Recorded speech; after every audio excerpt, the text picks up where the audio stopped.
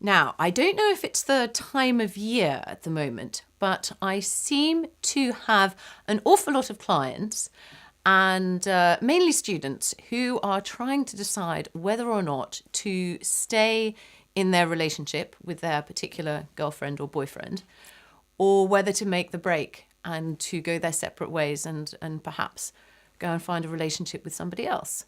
So I thought that I might have a little chat to you about whether to stay or whether to go.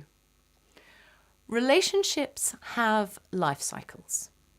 And those life cycles I describe as being the honeymoon period, being married life, and then finally breakup, though not necessarily a breakup if they continue forever.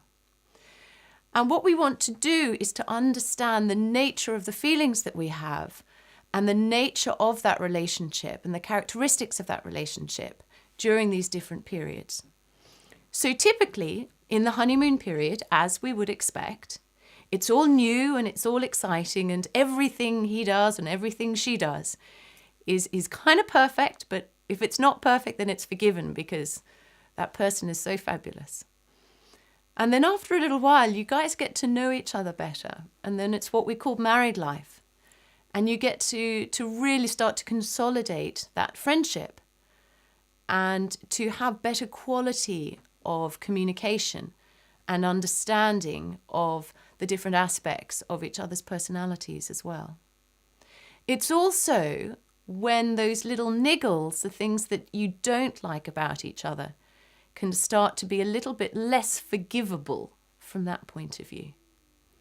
And then depending on the progress of your relationship at that point and how positive it is from the perspective of both the friendship, the romance, which for me also means the physical attraction side of things, and how much of a team you guys are. How teamy are you? Are you there for each other? Is the sum of the two of you greater than the individuals just being there? Okay, so what is the quality of each of those elements of friendship, of romance, and of teaminess, and of perhaps building something really special together? And you can think to yourself, well, what do you mean? What do you mean about building something together?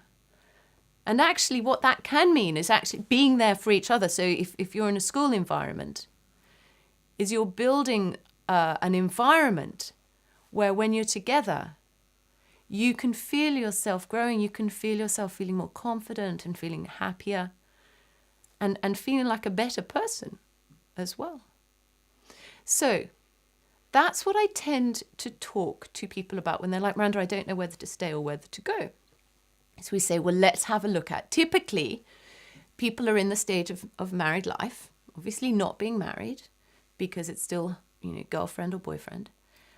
And we have a look at each of those areas. And then I say, well, if there are parts that are not going so well, are there opportunities for improvement? Are there things that you can do and that you would like to do to improve those aspects of your relationship?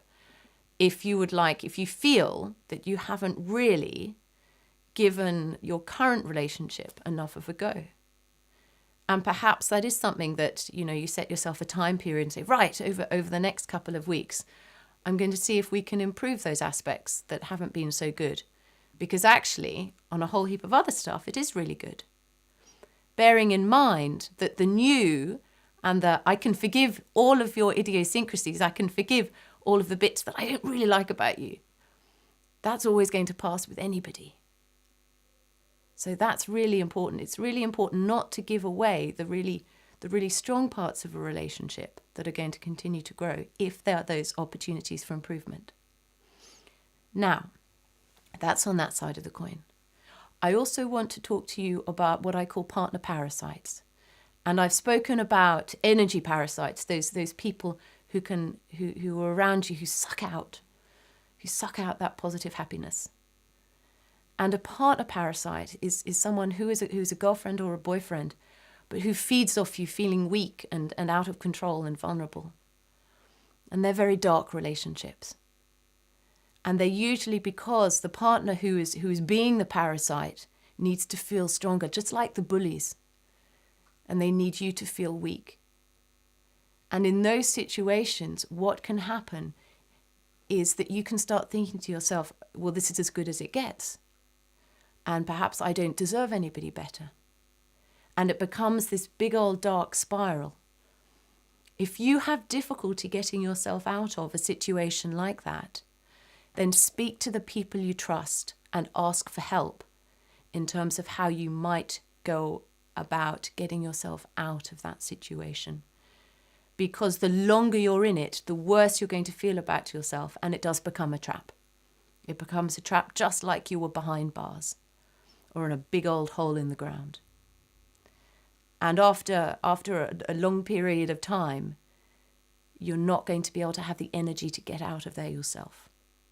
So, there are lots of different reasons and at different times why we might be thinking about staying in a relationship or going. But always come back to thinking about those three main areas when it comes to the quality of your relationship: friendship, romance, and teaminess. And like any good sports team, you want to think about that dynamic of the whole being greater than the sum of the parts. I hope I've given you just a little bit to be thinking about if you too are considering whether or not to stay or go.